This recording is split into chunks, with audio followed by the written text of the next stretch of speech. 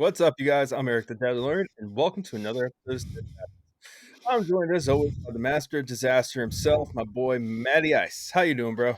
Hello there, you pieces of Sith. I am Matty Ice, otherwise known as Instagram, Black Series Daily Desk. Excited to be here. I've got a cool green light behind me. It's pretty ominous. And there is a reason for that because we're talking about something fun today. Eric, Hell yeah, what are man. we talking about? Dude, so this is probably one of my favorite topics in all of Star Wars. When we talked about this and like we're kind of talking like, hey, what do we want to do this week? I was actually so stoked about this.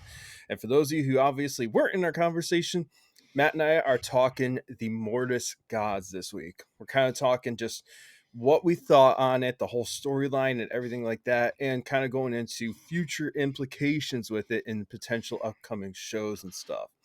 So yeah, that's today's agenda, man. We're going to be going over pretty much A to Z on what we know about the Mortis gods, i.e., the father, son, daughter, and dipping into the mother, which we'll talk that.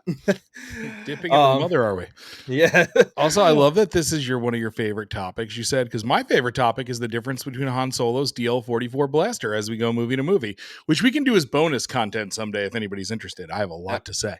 That you know what, I do love talking blasters, especially as a gun guy. So that is a whole show we could do A probably. blaster So fiend.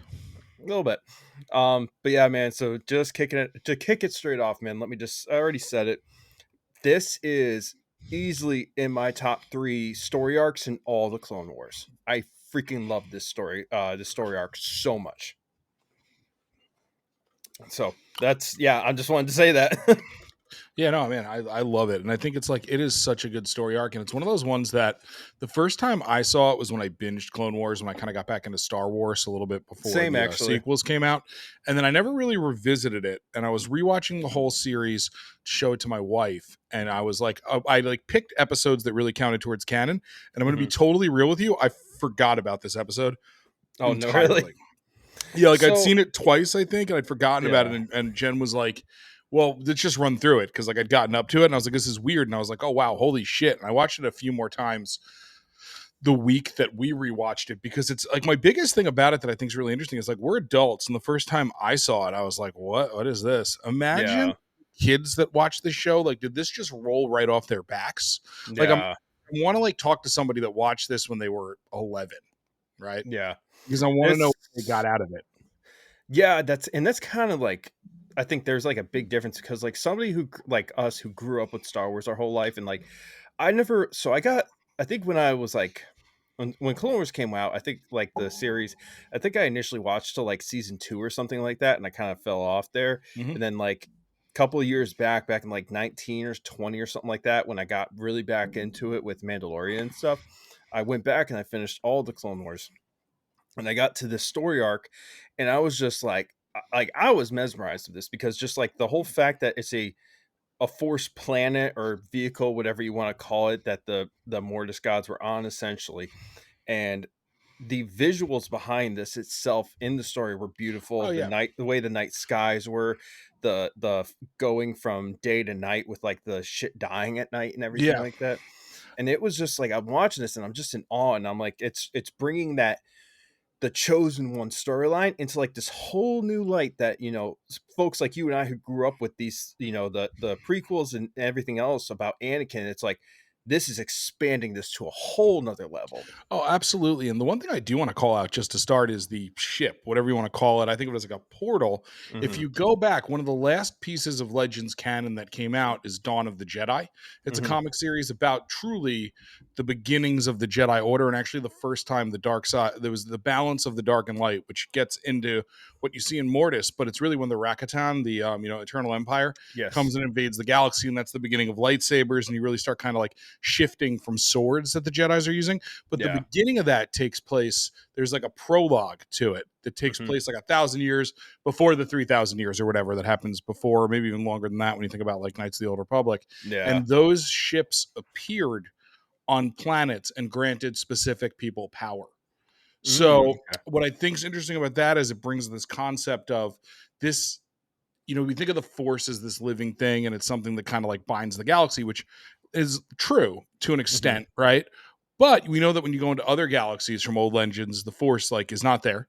You can't Yeah. use the Force. Things that come from out of that galaxy, they are not able to be noticed within the Force. They're not something that Jedis can pick up on. Yeah. And so I think what's interesting is maybe this was, if you want to go like Dune, right, with the Bene Mm. Gesserit, like Gesserit, how you want to say Mizar it? al Them? Gaib. Yeah, exactly. Going and sowing, sowing that into the galaxy. Maybe this Yeah. is a little bit of a version of that. And these beings, maybe in quotes, gods, right? But they're actually just beings from an outside galaxy that are coming and kind of seeding this to see Okay. what happens. And then they, whoever did it or done did it, it might have been the same ship on those different planets in that comic. They stayed. Right. So Yeah. this is like, once you've sown it, it's your job to watch it grow and nurture it or make sure it's happening, which I think is Kind of which the I think same is vibes that Halo yeah, had with the Forerunners too. exactly. Yeah, yeah, yeah. Which and it all ties together, right? When people are like, "Well, Dune came before Star Wars," it all comes from mythology. We know that from when our Yeah. dear friend Artishir was on the podcast a couple months ago. It all Yep. stems from mythology, and it's all Joseph Campbell's hero's journey, right? So nothing Yeah. is really copying itself. It's all copying myth, which in essence was just oral history that was being translated to people in a way that would excite and understand them with a similar Yeah. structure. So like, it's very cool to think about this and how all those things kind of tie together into this one thing. Yeah, hell yeah, man. And like honestly, like that's one of my favorite thing about Star Wars. Honestly, is just how like these real world pieces do tie into the stories that they Mm-hmm. tell. Everything from like comparing how the empire is basically based off of Nazi Germany, Yeah. how it's stuff like this with like mythical stories tie into these celestial beings and stuff like that. It's one of my favorite pieces of Star Wars, how real history from us gets made into a fictional story and it's told that way. I personally love that, honestly. And yeah, man, it had that like that it does have that Halo vibe as far as like the Forerunners coming and everything like that. And it's Mm-hmm. kind of cool because I actually didn't know that about the Mortis Gods. And like actually this is something I actually did research on a lot, especially when the Ahsoka series came out, Mm-hmm. I know with where that you're going. ending there. So spoiler alert if you haven't seen the end of the Ahsoka series. Haven't seen it. That's not my problem anymore. Yeah, no, seriously, you've had a Because long time. we're past a year of um that finale. Yeah. yeah, and honestly, like the Mortis God stuff is really going to tie in big with the next season of Ahsoka, and I think going into future projects for sure. At the very end there of Ahsoka, with Balin Skull standing at the statue of the three Mortis gods, the father, the son, and the daughter. So the daughters is, and it's very fitting because the daughters is destroyed because she was killed by the bullet. Like I can't remember what the name of the blade was right now, the dagger, Oh but yeah, yeah. Well, they it's got from it the from the altar of Mortis, but I yeah, don't they got it remember. from Yeah. the altar of Mortis, and she's killed by the brother essentially, and then essentially it all goes to hell from that point. Yeah. But then I she mean, it wasn't turns. going in a good direction prior, to be honest. But yeah, yeah. Mhm.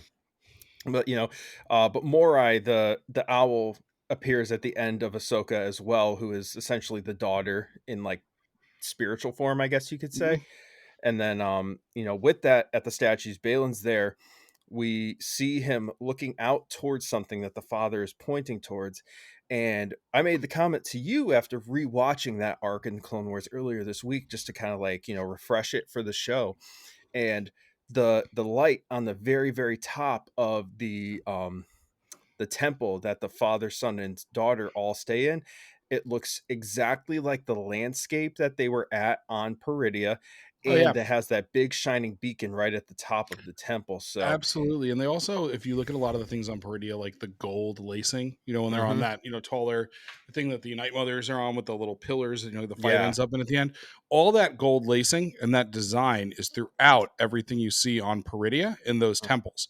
So very much connected. And like, again, you want to go with the theory that I'm talking about, where they came from outside the galaxy to do this. yeah, They might have come from Peridia, right? If you want to yeah, get technical. And we know the Night Mothers were banished there. We don't necessarily think they were born there.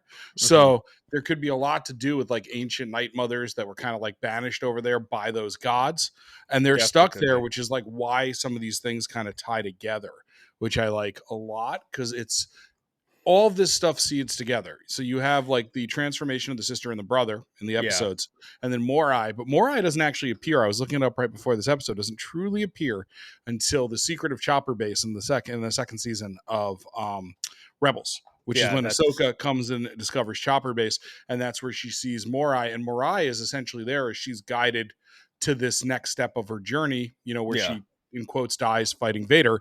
Mhm. So that connection.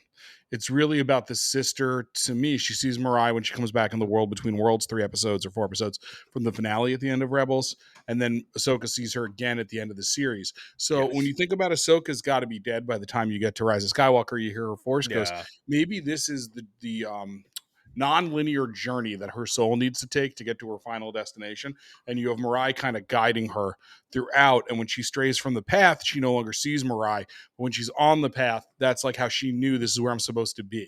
Yeah. When you get to the end of Ahsoka, so it ties it all nicely together for me. As of Yeah. now, we'll see what they do with it. But knowing Filoni and the way these things come back, it feels like that's the direction they're headed in. Yeah, 100%. And like, and something I just thought of after you were talking about it with the Night Mothers on Pretty, right?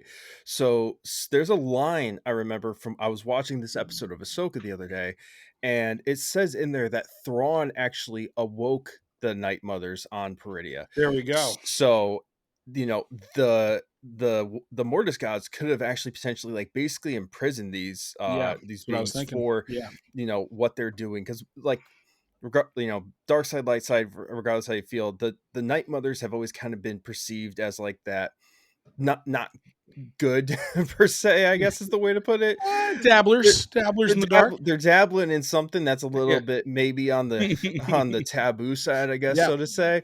What are you doing, step Night Mother? Oh God. It's a fucking kids show, asshole.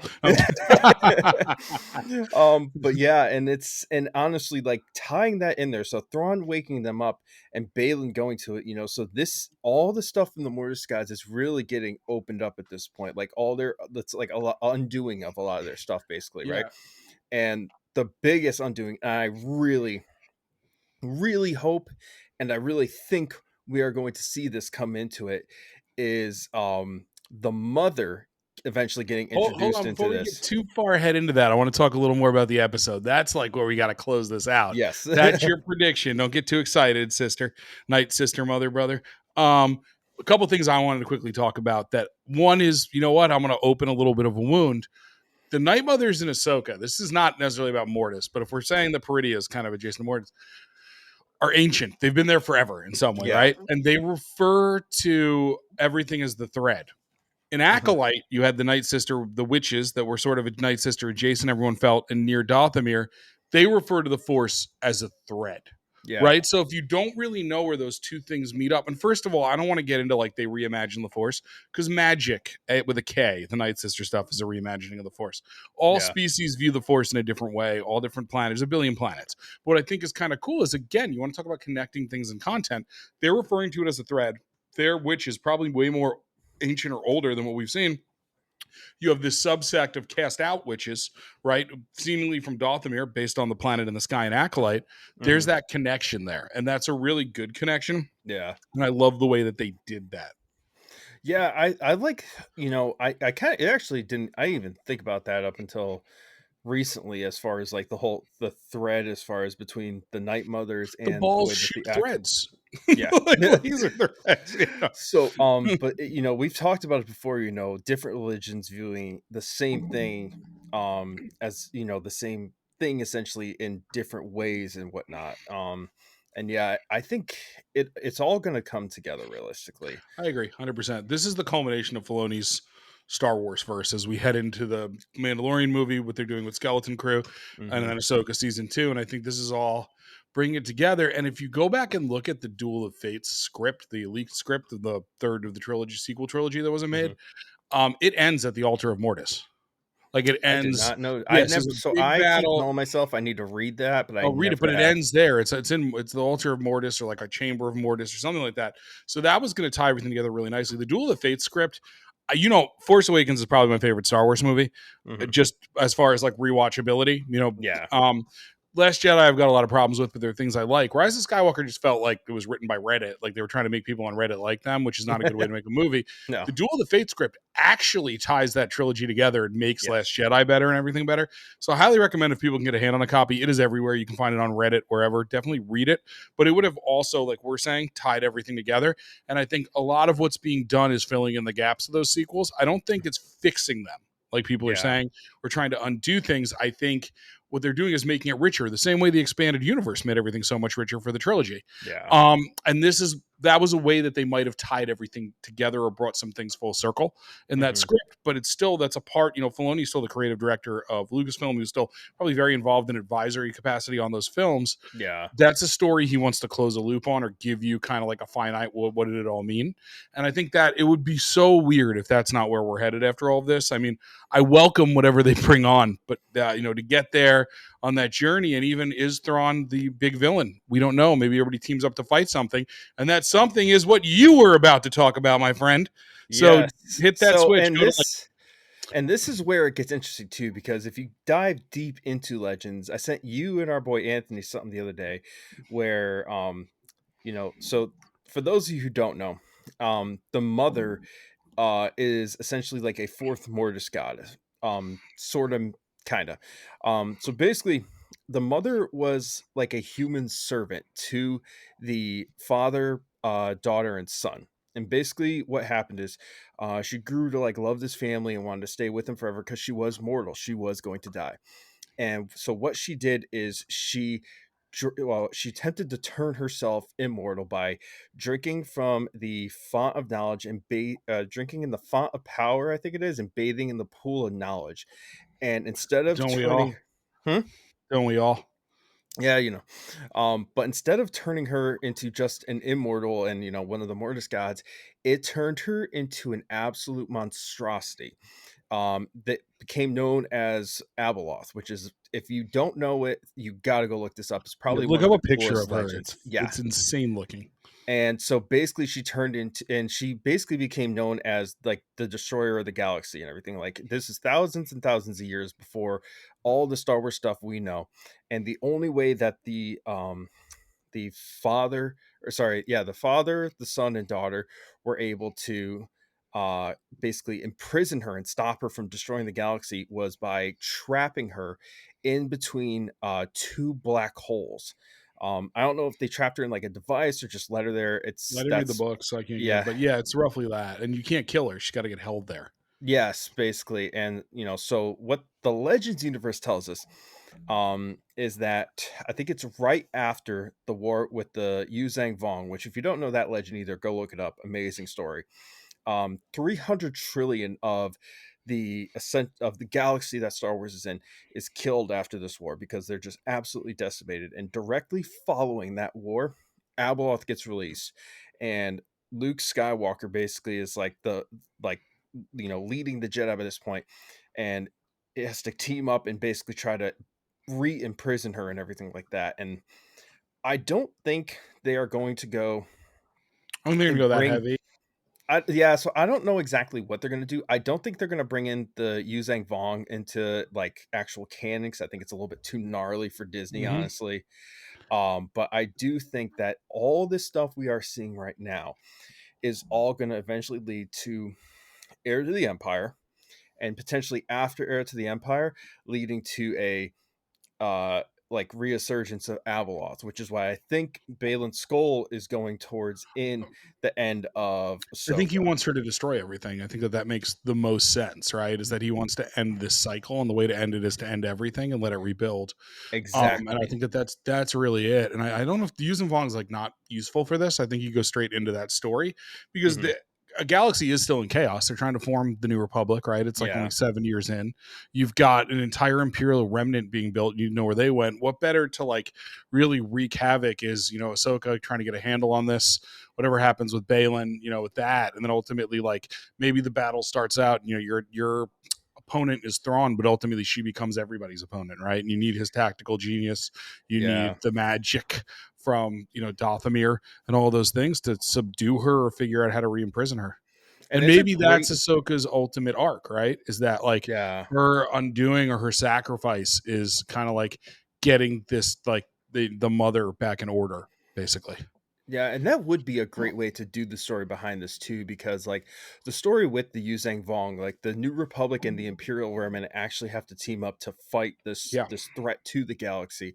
great And I echo. think if they bring that to where like these two actually have to team up Mhm, to do this against Abeloth, that'd be really cool because they've done it in a couple of books that I've read. Like they did it in the True Set Bakura, mhm. which is a fantastic book, by the way. If you haven't read it, please do. And it's really great that the way that they do these, where they make the bad guys and the good guys kind of have to team up. And I think it would be so freaking cool to see them if they have to try to team up against Abeloth. Because like, firstly, first encounter, even if it is Republic and Imperial teaming up, they're going to get absolutely wrecked. Like she is the absolute powerhouse of the galaxy, Mhm. and I really do think it's going to lead into a whole story arc of like somebody new playing Luke Skywalker and leading the charge against this threat to the galaxy.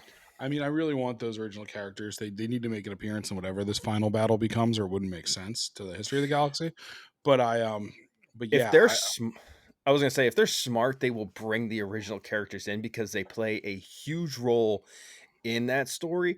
Obviously, they got to cast younger people to play them and everything. they'll do like what they've been practicing with the de-aging face, like the CGI faces. I think at this point, because I I just kind don't of want think I them think just they're to. too. I want new actors. I liked Alden Ehrenreich as Han Solo. He's too young to do it in this series. But I'm just if they're. I mean, I'd like that. I'm sure it gets better every time they do it. I'm sure it'll be fine. But I think they'll try to kind of make it or use them sparingly enough as part of it to like truly kind of make it work, but not overdo it in the way that you can pick it apart.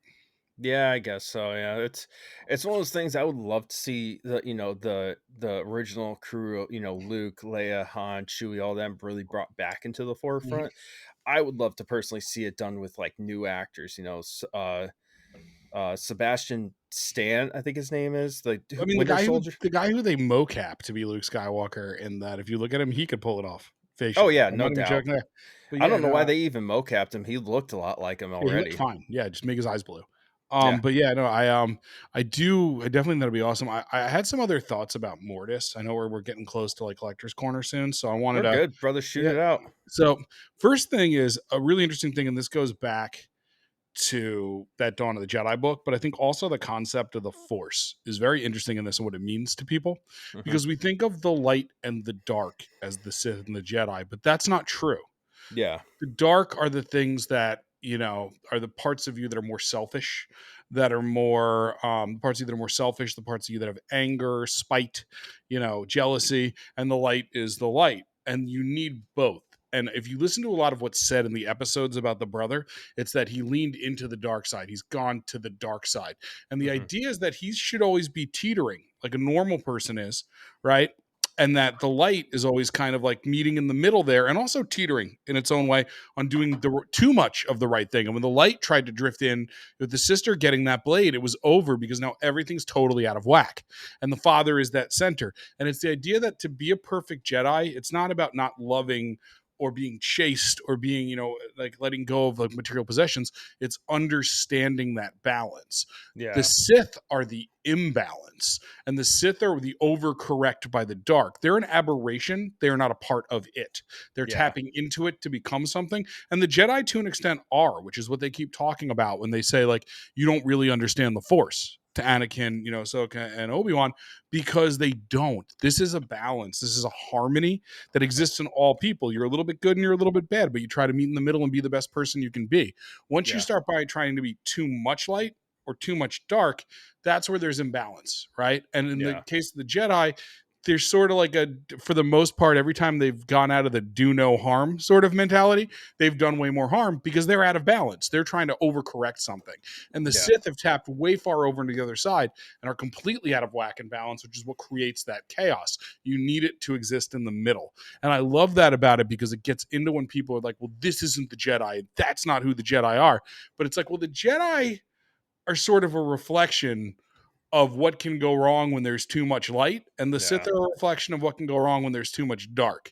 You need something in the middle. I think of Jedi like Qui-Gon, Kanan. Mhm. They're more in the middle. They're that balance. They understand the push and pull, and there's no absolutes and things like that. And I really like that about this because it really challenged you, if you look at it analytically, to think about what you think the Force is Yeah. and what the chosen one's purpose actually is. And I truly believe that Anakin, this was his purpose as the chosen one. And he walked away. And ultimately, once he walked away, I think like the father said to him, like, this doesn't have to be what you were seeing, even though you don't remember it. You got to Mhm. do the best you can. But at this point, he's rudderless regardless. In 2 Yeah. seasons, he's going to lose Ahsoka. The stuff's going to happen with Padme, with like loving too hard, all of it. But again, that's that out of whack. And when they Yeah. leave, everything's out of whack. And my final thought there is I love how like any situation you put Anakin, Ahsoka, and Obi-Wan in, whoever's left there is like, please just go away. Go home. Go home. It's a bad idea. Should have invited you. For the love of God, this was way more trouble than it was worth. Which I think is very funny. They went there, everything was kind of okay. Now everybody's dead but them. But yeah, that is that. I think there's a And lot of that's the Clone Wars enough. Enough. yeah. And but that to me is what I like about it a lot, is that it goes beyond just what we're doing, where now we have threads to connect to from later content. If you look and approach that content in the way that it's originally intended, I'm sure there was some kind of a plan, but they weren't sure. At that point, Disney didn't own Star Wars when this was made. There is a lot more to it from a philosophical standpoint of what the Force is, and defying the conventions that I think a lot of fans, and in some ways myself and yourself, hold on to it so tightly. There's more to it, man. There's a philosophy course Yeah. in this that I think is really important. Yeah, no doubt. I 100% agree. Like, I think folks like you and I who kind of grew up with this, kind of seeing it a certain way, it challenges us in that way, because of, years and years of being told light versus dark, yet, and so on and so forth. So, um, interesting thoughts though, man. I like that. Thanks, brother. So, I tried. I did my homework. I did my yeah. own research. Sorry, I didn't get to do too much. I'm helping my daughter with her homework nowadays. So. Listen, if it wasn't about Mortis, you were wasting your time. Yeah, Oh, wait, one Uh, last little thing, by the way. If mhm, you go back and notice, it's really cool. Sam Witwer does the voice of the brother. And at mhm. different points, his cadence sounds like what he's doing with the brother, Maul, the Emperor, and Vader. Really go back and listen. There are specific lines that are delivered, and it's really cool. So I know I ended on something poignant, but I really wanted to bring that up because I noticed it when I was rewatching it last night. I actually noticed the same thing when I was rewatching those episodes as well, because like I knew it was Sam Witwer, and I kind of was like, I thought he was bringing a lot of those things into there. I thought it was really cool as Yeah. well. So, but all right, man. So, closing thoughts on Mortis. Just first and foremost, like I said at the beginning, one of my favorite arcs in the Clone Wars gave us an amazing backstory on the Force, and really, the chosen one itself, with the way that story went. And it is absolutely going to have ties into some of the stuff moving forward. They would not have given us that end scene in Ahsoka with Balin at the statue of the Hmm. Mortis Gods unless it was going to play something big, because we know how Filoni plays, man. Yeah. And I'll just say, watch those episodes. I mean, listen, they're not necessarily a fun watch. They're entertaining in and of themselves. They're very interesting. I think that it will, if you really watch it and you go a little deeper and try to be a little bit less surface with those episodes, you'll find it makes you think a lot about Star Wars as you know it. And I think Hmm. it's a really cool, unique way to watch it, because it is very different at that point than I think a lot of the content out there and the way that it's portraying it. Because a lot of the older content that delves really into the history and the ancient stuff doesn't always feel Star Wars, but this feels very Star Wars while Yeah, also challenging Star Wars. So yeah, that would be my thing. It's great, but I think it's one of those ones like I revisited it for this episode. I'll probably wait a little while before I revisit it again. fair enough, man. So, but all right, man. So enough about talking about Mortis. Now we are going to get into one of our favorite pieces, which is our very end collector's corner. So, I went first last time, man. So why don't you show us what goodie All you right, got today? so I was having trouble thinking of something, but I did find something cool. So this is an SH Fig Arts How Han did I Solo know it from the was going to be Force fucking Awakens. Han Solo? Well, no, you know what it is? And if you look, this is Han Solo as he appears in Force Awakens. The Hmm. portrait on this is so much better. I'll take the blaster down. So much better than what they did, what Hasbro did. And these It figures does are not look really cheap. good. They run when they come out like around $100. I got him. way later for like $35 on Amazon. But Mhm. these figures are so cool. The portraits are amazing. The posability, like, you can say what you want. They have multiple hands. I don't have like the blaster shooting, like, flat hand out, but you Mhm. can see it on screen for those. And it looks like a movie poster when It you have them like does. holding his blaster in the Han Solo pose. And they're just really cool figures. They come, one of the features that I think is the most awesome on them is this piece here. And what it is his holster on his thigh. The actual holster part, let me see if I get that on camera, comes off of the thigh, and then Oh, you can okay. lock in a spare holster that comes with him with the blaster already in it. So you don't blend your Oh, blaster. And it's like the nice. right way something would rest in a holster versus like when you stuff them in and break them on the Black Series toys and the TVC. And these are figures like I'll never buy a lot of them. I own 3. I own Luke from Return of the Jedi. I own Han from A New Hope, and I own Han from The Force Awakens. If there were more Hans, I'd probably buy them, to be honest, because I'm me. But it's one of those things that sits on my shelf, and it's really cool. I should take a photo of it for my Instagram at some point in one of my That pictures. would actually make a really dope one. Yeah, and what I also love about what they do is, and some of this is the benefit of the spend, the time that they were made, but it's like hard to show here, and I did not have time to get my Force Awakens Hasbro figure. But see where the jacket is a separate piece, but the Yes, I do underarm is actually. brown. My biggest pet peeve, and the reason why I really wanted this outside of wanting it because it was on sale and I normally wouldn't buy it, and it's Han Solo when I bought this a couple of years ago, is there was an earlier time for those separated jackets, and there's like a huge armpit space on the Yeah. Hasbro one where you can see his white undershirt, and I Mm. hate it more than anything on the planet because for the sole reason that you can't make him raise his blaster in a photo because it looks like he's Mm. got a giant hole in the armpit of his shirt or his jacket. But yeah, I love this figure. Maybe in the next couple of these, I'll show the A New Hope Han and the Return of the Jedi Luke. I have all their parts in storage. I'd love to get these out and look at some of the hands. Like the Luke has 2 heads, I think he actually comes with Vader, the maskless Vader head. And then Oh, Vader okay. comes with Luke with like his hair blowing in the wind. This way Mhm. you had to buy both of them. Awesome idea, SH Fig Arts. If I had the money, I would have gone in on your con. But yeah, definitely check these out. Oh, next figure of these I may buy because I just really want a Luke Skywalker when he's a little older. Is they Mhm. did make a Last Jedi Luke on crate, the projection of Yes. Luke. So that's one I might buy because that was pipelined at one point for Hasbro and never came out, and I really did want it. But that's my piece, man. Nice, man. Oh, that's looks amazing, by the way. So, I'm going with something a little bit more new. So I got this a couple weeks ago. I actually have not done any photos with it yet, and I can't wait to do it just because like it's hard to package up because it's pretty big. But it is the Micro Squadron Ah, I love this. Galaxy ATTE. So let me take my hand out Yeah. of there. So this thing is actually like incredibly They're like detailed. So scale, right? Am I making that up to the they're what? figures? Are they scale to the figures? I think the little mini Yeah, figures. so, They come in? like, I'll show you what they look like. So and this thing's awesome too. So it's got, like, bendability in the middle, so it's got Yeah. the move there. Turret moves, everything like that. All the blasters move, cockpit opens, and you can even if I can do this without breaking it, hopefully. Please. You can do it Got off there. screen and lift it instead of trying to do it like that. You don't have to break your Yeah. toy in front of everybody. Let me see. It's our our 100 listeners will be okay with you going off. Or So anyway viewers, listeners, more viewers. Watch us on YouTube. so anyways, Do I it. pulled it off, and it's got, like, a full Oh yeah, it's great. It's detailed perfectly thing in in the scale. back. Yeah, I So love it that. carries the speeder. It's got the 2 gunners in the back on the turrets. Like, honestly, dude, and it's really not bad for the price. It was like Oh no, no. $40 for this, which, like these these micro galaxy squadron ones are interesting in that aspect where like what they cost in the store is not bad, but their secondary value, like how much they sell for on like eBay and everything else, is stupid. This is one that was like a little bit more readily available because it is Yeah. on the higher end of like the purchases and everything. But I tell you, man, I cannot wait to like get some action shots with this thing and like Oh, for take it out sure. and stuff because it just looks sick. And it came with I think it was 4 troopers, a pilot, and Captain Rex.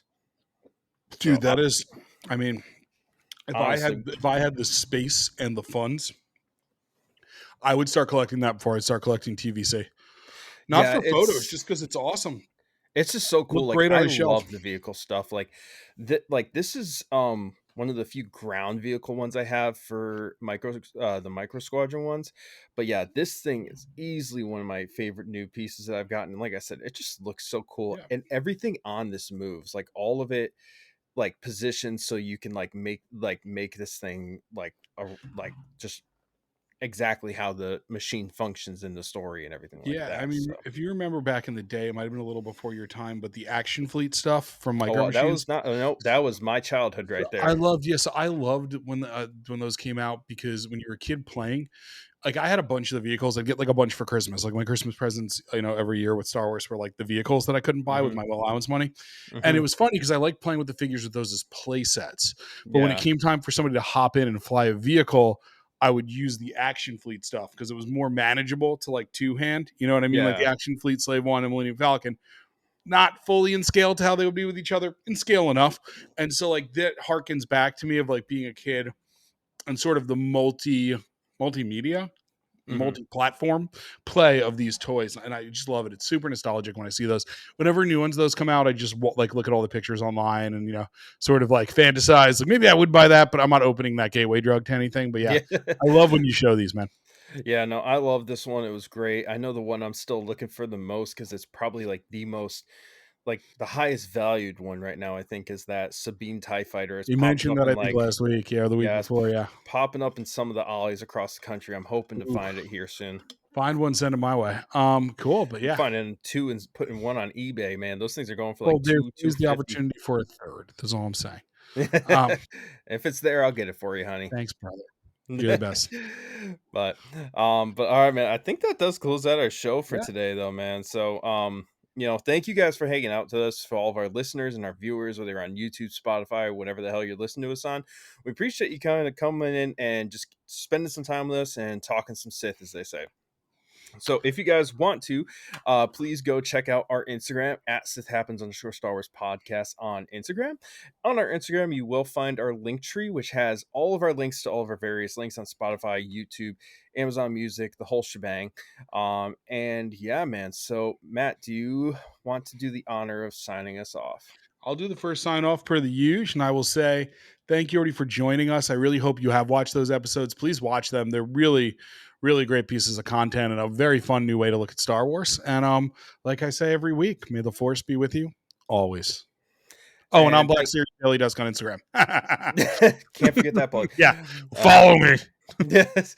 All right, guys. I'm Eric the Dadalorian. You can find me at the _Dadalorian_ on Instagram. I appreciate you spending some time with us. This is the way.